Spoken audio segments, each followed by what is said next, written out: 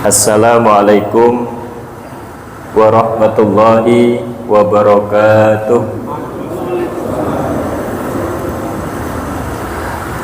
Jawaban ahli surga emang jawaban salamnya pelan-pelan. Alhamdulillahirabbil alamin.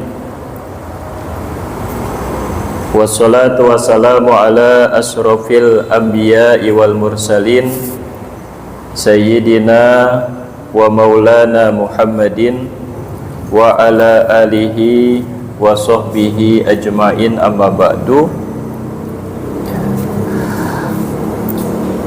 Pertama-tama marilah kita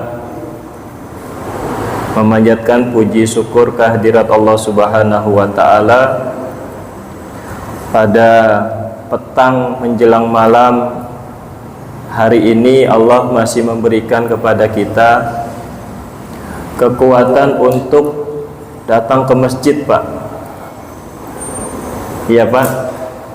Bapak-bapak, ibu-ibu bisa datang ke masjid, itu nikmat dari Allah Subhanahu wa ta'ala.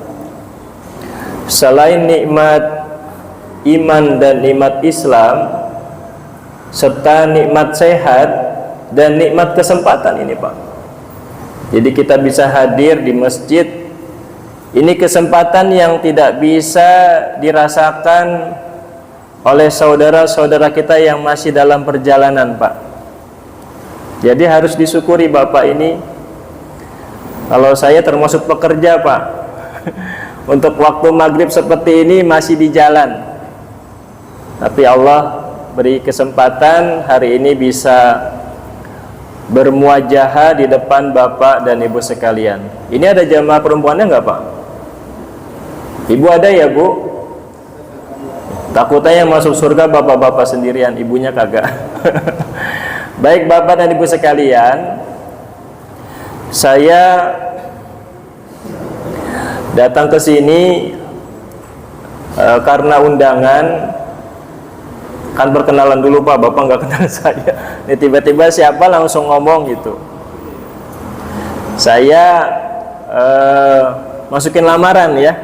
Masukin lamaran mengisi kajian, mengisi khutbah. Memang niat saya selesai doktor di Universitas Ibnu Khaldun, saya ingin setiap waktu bisa mengisi kajian, Pak. Bukan berarti saya banyak ilmunya, tapi saya ingin terus belajar. Karena kalau belajar formal sudah selesai, tapi belajar di depan Bapak dan Ibu sekalian, ini adalah benar-benar belajar. Karena waktu di kampus itu hanya teori saja, tapi sekarang kita sedang benar-benar belajar. Jadi itu yang pertama, saya datang ke sini. Alhamdulillah diterima oleh Ketua Masjid At-Thayyibah ya, Pak. Masjid At-Thayyibah. Kenapa disebut At-Thayyibah, Pak? Apa ini jamaahnya Bang Thayyib semuanya? Kagak pulang-pulang. Jadi At-Thayyibah itu adalah kumpulan orang-orang baik, Thayyib. Mudah-mudahan kita semua termasuk orang-orang yang termasuk ahlil khair, termasuk orang-orang yang baik. Baik Bapak dan Ibu sekalian, kalau kami mengikuti taklim di Masjid Istiqlal, guru kami selalu menyampaikan untuk kita berniat di dalam hati selama kita berada di masjid untuk niat iktikaf. Walaupun sebentar, hanya duduk ngobrol, termasuk iktikaf tidak, Pak? Senderan termasuk iktikaf tidak? Selama dia masih berwudu, tidak batal, dia tidak ghibah, ngobrolnya juga ngobrol bermanfaat, tetapi derajatnya dibawa dengan orang-orang yang sedang beribadah, tapi tetap dihitung iktikaf.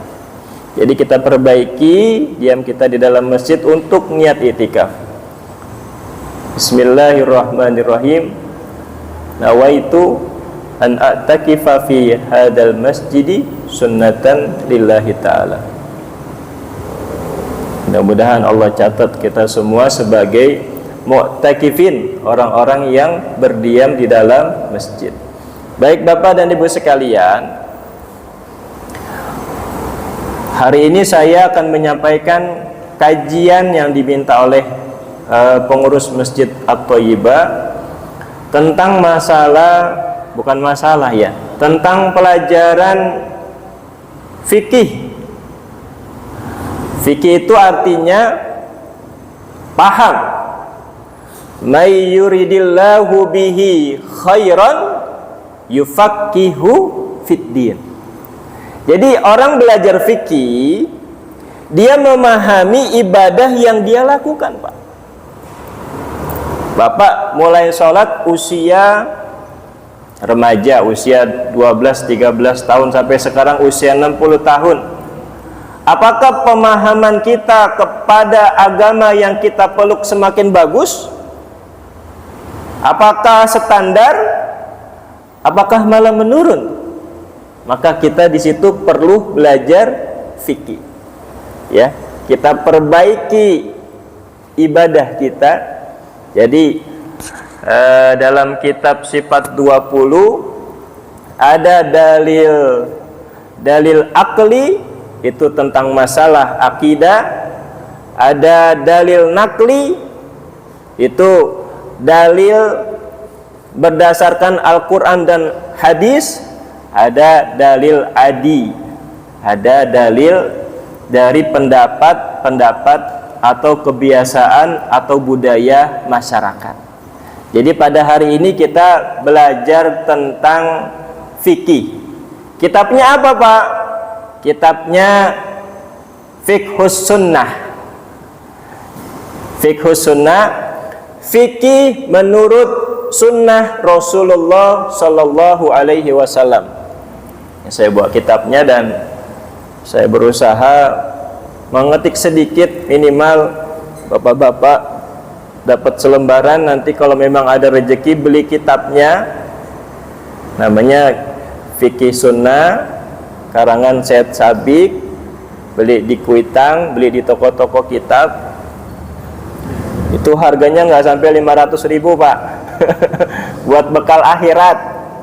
Kalau saya harganya dari 350 jadi 250. Itu di daerah Kuitang, kalau Bapak mau beli silakan. Buat apa ini kitab? Saya nggak bisa bacanya, Pak. Nggak disuruh bisa, Pak, disuruh baca. Kita cuma disuruh baca. Al-Quran memang awalnya kita bisa, Pak? Kagak bisa. Kita belajar dari huruf hijaiyah dulu. Kita belajar metode Al-Baghdiyah. Kita belajar Iqra. Kan kita mengenal hurufnya dulu. Nanti ketika kita sudah mengenal huruf, kita belajar tajwid.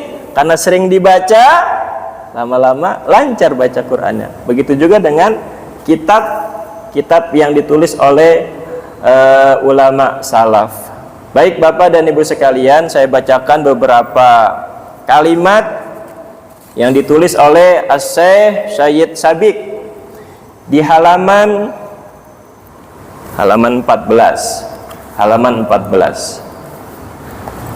Saya hanya menulis satu paragraf saja. Pembahasannya tentang apa?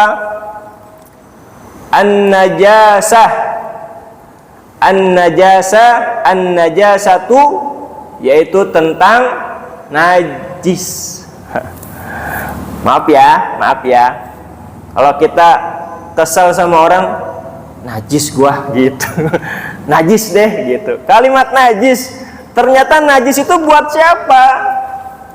Di sini ditulis oleh Syed Sabik bahwa an-najasatu hiyal qadaratu. Najis itu adalah kotoran. Tuh di bawahnya saya kasih terjemahnya, Pak. Najis ialah kotoran. Kotoran setahu saya tinja, maaf. Air seni, maaf. Itu kotoran. Mau Bapak dibilang najis. Tidak. Najis itu bagian, salah satunya, bagian dari tubuh kita ada najisnya, Pak. Bawa bapak ibu tiap hari bawa najis nggak? Bawa. Tapi bapak tidak terkena najis. Karena najisnya apa? Najisnya masih di dalam, belum keluar. Di perut bapak ada najis. Terus di bawah perut ada air najis juga. Di badan kita ada darah najis juga. Semua badan kita itu najis, Pak. Tapi ketika najis itu, benda itu keluar dari badan kita, itu disebut dengan kotoran. Maaf, tinja kita, air seni kita itu najis. Ketika apa? Ketika sudah keluar. Tapi kalau masih di dalam, enggak najis, Pak. Jadi ketika kita sholat, Allahu Akbar, kita bawa najis, Pak, bawa kotoran, tetapi sholat kita sah. Karena kotoran itu tidak keluar. Jadi yang dimaksud dengan kotoran adalah benda yang keluar salah satunya dari tubuh kita. Contoh, ada yang bertanya, Pak Ustadz, mata nih terus belekan, terus hidung ingusan, terus mulut kalau begini keluar, Pak, ileran. Itu termasuk najis tidak? Bapak lagi sholat nih, saking buru-burunya mau ke masjid, habis bangun tidur, wudhu doang, lupa masih ada beleknya, masih ada ilernya. Bagaimana itu, Pak? Kalau benda yang keluar bukan dari tempat yang kotor, itu bukan najis. Mata kita apakah bagian dari kotoran, Pak? Bukan. Yang keluar dari mata kita itu adalah air mata yang suci kena kotoran, jadilah belekan. Begitu juga dengan iler. Apakah ludah kita najis? Tidak, ludah tidak najis. Yang najis itu yang keluar dari kubul. Kubul apa tuh? Kubul ini Bapak nih punya tetis ya. Nah itu kubul, yang keluar dari situ tuh namanya kubul. Nah yang di bawah, di bawah pantat itu dubur. Kalau keluar dari situ itu disebut najis. Tetapi apakah pantas ketika bapak dan ibu sholat masih dalam keadaan badannya kotor? Ada beleknya, ada ilernya. Maka ketika kita bangun tidur, kita diperintahkan, kita diajarkan oleh Rasulullah untuk membersihkan tangan kita. Tangan, Pak, tangan ini nggak tahu kalau ketika tidur tangannya bergerak kemana-mana. Coba Bapak bikin video aja, coba sengaja selama tidur tangannya kemana aja nih. Makanya diajarkan oleh Rasulullah, ketika bangun tidur sebelum wudhu cuci tangan dulu, lalu bersihkan semua badan kita. Maka Rasulullah anjurkan bagian dari wudhu itu dibasuh 3 kali. Salah satu hikmahnya membasuh wudhu bagian anggota tubuh kita 3 kali untuk membersihkan kotoran-kotoran kecil yang ada di badan kita. Maaf, kalau Bapak wudhu 3 kali dibasuh, Pak, bukan dielap. Kadang-kadang orang nggak paham nih, yang namanya wudhu cuma dielap doang, sekedar basah. Yang namanya basuh itu ada gerakan, maaf ya, kayak digosok. Tapi jangan kenceng-kenceng digosok, biar airnya itu meresap di bagian kulit kita. Matanya dibersihin. Ini belajar fikih kayak gini, Pak. Diperbaiki ibadah kita. Biar apa? Biar standar ibadah yang kita lakukan enggak itu-itu aja, tapi berubah, ada peningkatan. Maka hari ini kita belajar tentang najis. Karena saya tanya temanya apa, terserah Pak Ustadz katanya. Saya lihat ini pembahasan toharo, salah satunya an-najasah, tentang najis. Jadi Bapak dan Ibu sekalian, pengertian najis itu adalah kotoran. Jadi selama kotoran itu masih ada dalam tubuh kita, itu tidak disebut dengan najis. Tapi ketika keluar dari badan kita atau dipaksa keluar, itu kayak Bapak donor darah, Pak. Donor darah itu kan dipaksa keluar, Pak. Dipaksa keluar, atau mimisan itu kan dipaksa keluar juga, karena sakit dia mimisan. Maka darah itu jatuhnya najis karena dipaksa untuk keluar.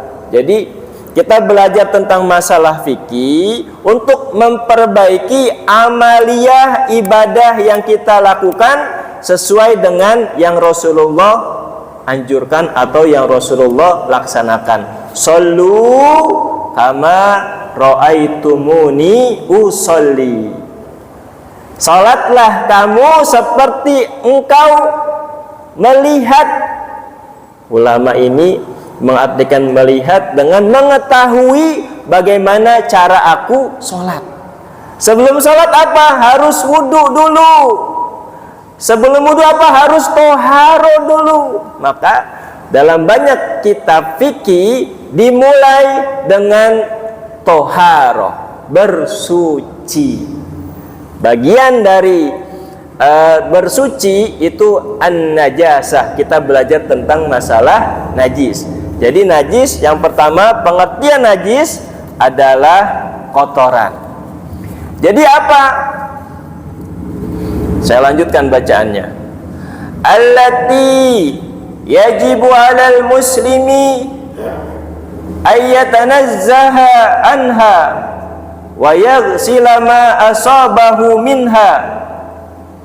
Jadi bagi setiap muslim wajib mensucikan diri dari najis dan mensucikan apa yang dikenainya.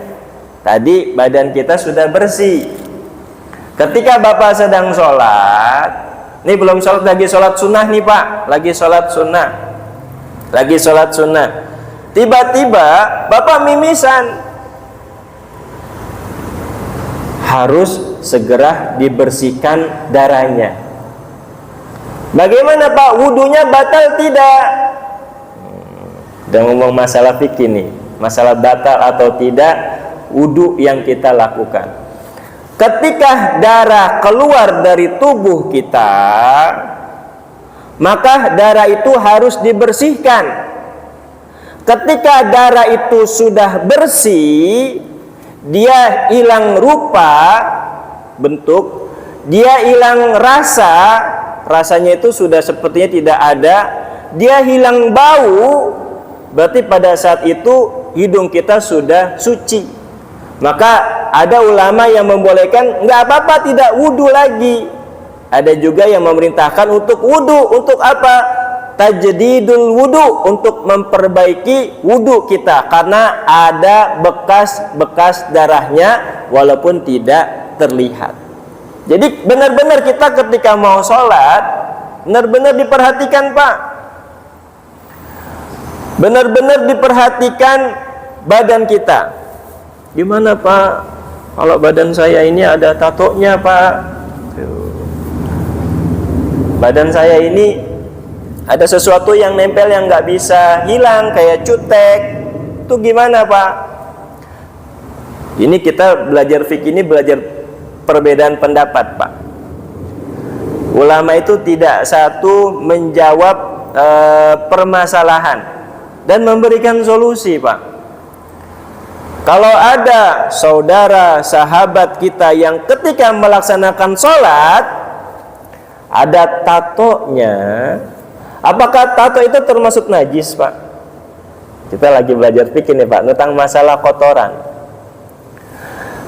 Selama tato yang digunakan oleh seorang muslim yang sudah taubat, dia kembali dia melaksanakan ibadah tapi tatonya itu masih nempel, dilihat jenis tatonya. Kalau tatonya itu tidak berupa kotoran, itu dimafhum. Pikir gitu jawabnya, dimaaf. Gimana Pak nanti standar pahalanya? Urusan Allah. Jadi kalau ada sahabat kita sholat terus dia tatoan, kita husnuzon ibadahnya diterima Pak. Tapi standarnya beda dengan orang-orang yang bersih badannya dari tatoan. Jadi selama bahan yang digunakan itu tidak berupa kotoran, itu dimafhum. Apa? Dimaaf. Kita tidak boleh menyakiti badan kita. Ketika kita taubat, kita melaksanakan ibadah, badan kita banyak tatonya, ada seorang guru bilang, tatonya harus dihapus semuanya. Jangan Pak. Kemampuan dia, nanti dia akan menggerakkan diri. Oh, ada juga yang membolehkan, ada juga yang tidak. Dia merasa hatinya pengen benar-benar bersih dari kotoran yang ada di badannya. Ya udah dihilangkan. Tapi dari sisi fikih itu dimafhum, dimaafkan. Ya, artinya apa? Ketika dia datang ke masjid, itu dorongan imannya ingin dia untuk melaksanakan ibadah. Kita harus menyambutnya. Ya, ada seorang ustadz di Malaysia kalau nggak salah ya. Itu banyak orang-orang pang itu dikumpulin Pak, dikasih makan, dikasih pakaian muslim, dikasih uang, diajak sholat Pak. Kan ada videonya banyak yang viral kayak gitu. Jadi dalam fikih itu dimafhum. Makanya kita di sini belajar bahwa ketika kita melaksanakan ibadah, kita harus bersih dari kotoran yang ada di badan kita dan yang ada di pakaian dan tempat sholat kita. Ini pakaian nih Pak. Badan sudah bersih. Kok tadi tatoan dimafhum. Kalau cutek bagaimana Pak?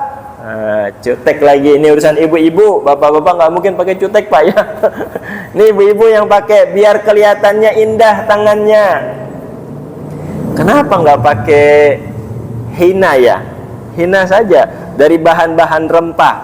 Kalau rempah boleh, karena dia tidak termasuk plastik.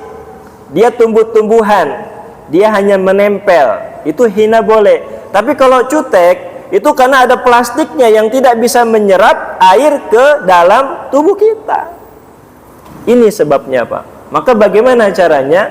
Orang yang menggunakan cutek, terus dia mau sholat, terutama ibu-ibu atau gadis yang sedang merayakan walimah Pak, biar semua badannya itu kelihatan indah, termasuk tangannya, kukunya dipakai cutek Pak. Tapi sekarang yang lagi tren itu pakai hina Pak. Hina itu kayak rempah-rempah dari India, semuanya badannya ditulis, tangannya ya, tangannya digambar, nggak apa-apa. Tapi biasanya kalau orang yang dia hatinya tergerak mau sholat, nggak mau ninggalin sholat, dia biasanya biasa saja, pakaiannya sederhana saja, tidak mewah. Karena apa? Dia tidak mau meninggalkan sedikit pun waktu untuk berhadapan kepada Allah Subhanahu wa ta'ala. Jadi hukumnya menggunakan cutek itu dihilangkan dulu sebersih-bersihnya, baru melaksanakan sholat, karena itu sebagai syarat masuknya air ke dalam tubuh kita. Kuku termasuk bagian tubuh kita Pak. Kuku kan bukan daging Pak. Kuku itu daging keras Pak. Ini daging tapi dagingnya keras, kayak gigi. Itu termasuk bagian tubuh kita karena dia keras. Tulang termasuk bagian tubuh kita.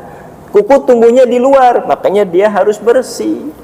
Ya. Jadi ketika kita belajar tentang an-najasah, belajar tentang najis, najis itu harus bersih, badan kita harus bersih dari najis yang di luar yang menempel dalam badan kita, dan pakaian yang kita gunakan termasuk sejadah tempat sholat yang kita pakai untuk melaksanakan sholat. Jadi benar-benar harus bersih. Saya dikasih contoh seperti ini waktu belajar fikih. Bagaimana ketika sholat terus tiba-tiba kejatuhan tai cicak di tempat sholat kita? Apakah sholatnya harus dibatalkan? Apakah sholatnya pindah? Apakah sholatnya tetap, tapi ketika melaksanakan pergerakan tumak nina itu ada yang berubah? Ketika kita melaksanakan sholat, terus tiba-tiba ada kotoran yang jatuh di sejadah kita atau di baju yang kita lagi sholat, Bismillahirrahmanirrahim, wah ada tai cicak nih, lagi sholat nih. Gimana Pak?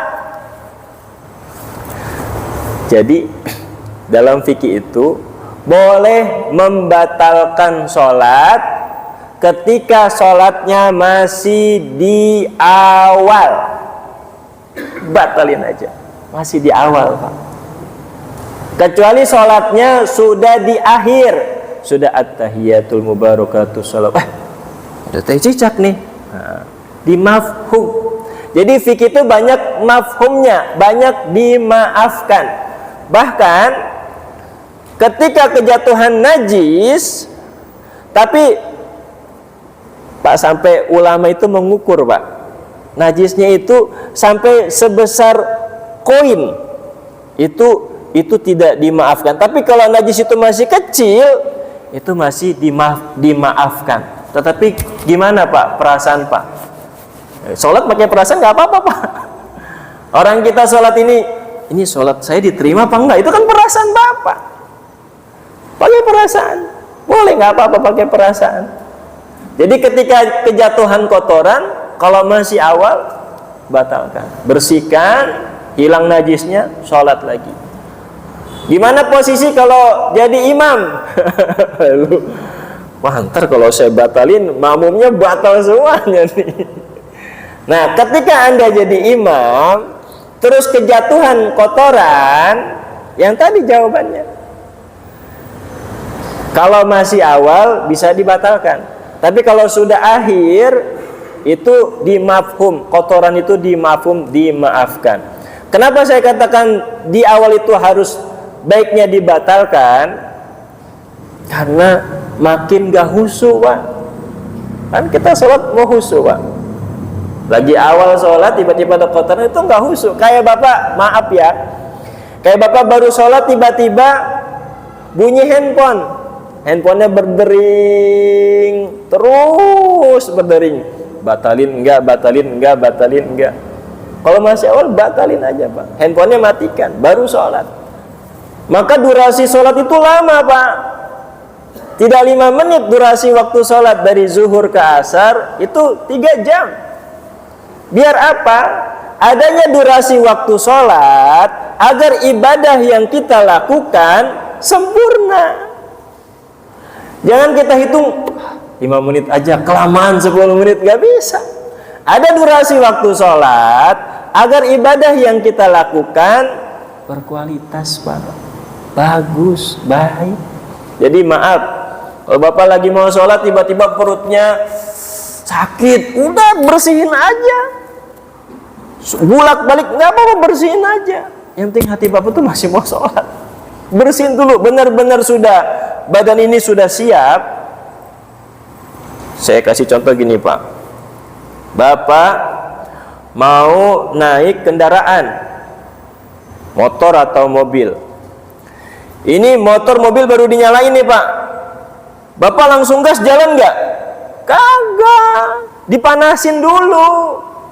Begitu juga dengan badan kita. Ketika kita mau beribadah, terutama kita melaksanakan sholat, badan kita harus siap. Karena sholat kita nggak 3 jam Pak, sholat paling lama 10 menit. Masih banyak durasi waktunya untuk kita bisa melaksanakan sholat. Maka durasi waktu itu agar badan kita siap untuk melaksanakan sholat. Ya, maka di sini kata Syed Sabiq, harus bersih tubuh, harus bersih pakaian, harus bersih tempat ibadah. Kita udah pindah nih batal, terus ke sini Jatuh teh cicak lagi. Pakai payung aja, Pak. Jadi kita benar-benar siap untuk melaksanakan sholat, Pak. Maka ketika jamaah, imam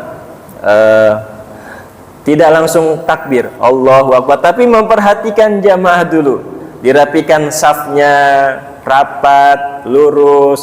Itu benar-benar persiapan. Jadi sholat itu nggak main-main, Pak. Kita standar yang udah puluhan tahun sholat, standar sholat kita harus semakin baik, Pak. Harus semakin bagus, Pak. Karena ini hadiah yang kita berikan kepada Allah Subhanahu wa Ta'ala, dan hadiah itu nanti kita ambil lagi, Pak. Kapan? Waktu di alam barzah, Pak. Orang-orang yang rajin ibadah di alam barzah nggak sendirian, Pak. Ya. 3, mengikutinya sampai pemakaman. 2 pergi, 1 nungguin. Yang 3 apa? Yang pertama, anak, istri atau suami atau keluarga ngantar sampai pemakaman. Selesai di makam, pergi. Ada nggak nungguin? Kagak, pergi dia, hilang, lupa, setahun 2 tahun udah lupa. Yang kedua, harta kita, Pak. Harta, banyak kisahnya. Ada yang anaknya kejatuhan emas ataupun dompet, itu makam orang tuanya digali lagi, Pak. Saking pengen ngambil hartanya yang ada di dalam kuburan. Yang nemenin siapa? Yang nemenin sholat kita, yang nemenin puasa kita, yang nemenin ibadah baca Quran kita, ibadah zikir kita, ibadah sholawat kita. Jadi benar-benar, Pak, sholat yang kita lakukan benar-benar harus yang baik, harus yang bagus di mata Allah Subhanahu wa Ta'ala. Tetapi syaratnya kita mengikuti apa yang Rasulullah lakukan, yaitu pengertian an-najasa, yaitu kotoran. Ketika kita mau melaksanakan sholat, maka badan kita, tempat sholat kita, tempat ibadah kita harus bersih dari kotoran. Bagaimana, Pak, yang saya punya tetangga rumahnya kecil, ukurannya mungkin 20 meter, di situ ada anaknya, di situ ada istrinya. Itu bagaimana sholatnya? Nah, ini namanya udzur syar'i yang menghalangi syarak. Bagaimana sholatnya? Bahkan ada yang mengatakan ulama, kalau memang tempatnya terbatas, kalau memang sholat tempatnya terbatas, tempat yang kotor, selama kotoran itu tidak ada, boleh sholat di situ, Pak. Uzur syar'i.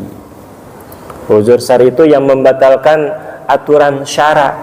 Tapi kalau kita yang rumahnya ada AC, tempat tidurnya, tempat ibadahnya luas, itu tidak terkena uzur syar'i. Uzur syar'i itu terkena dengan keadaan yang membuat orang itu berubah tempat ibadahnya. Ya, jadi an-najasah, kotoran, kita harus membersihkan badan kita, tempat sholat kita, pakaian kita dari apa? Dari najis, ya. Jadi Bapak dan Ibu sekalian, ketika kita melaksanakan ibadah bersih, kalau hati ini mau bersih, maka kita bersihkan badan kita, kita bersihkan pakaian kita. Dalilnya, wasiyabaka fatahhir. Qala Allah Ta'ala, wasiyabaka fatahhir.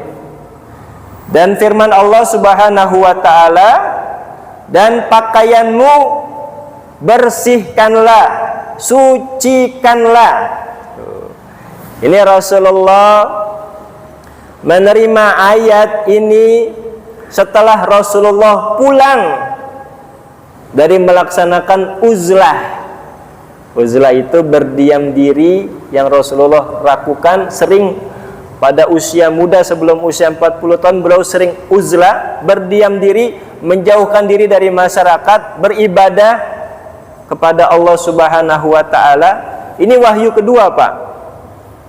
Jadi ketika Rasulullah sudah mendapatkan wahyu pertama, Iqra bismi rabbikal ladzi khalaq, Rasulullah pulang.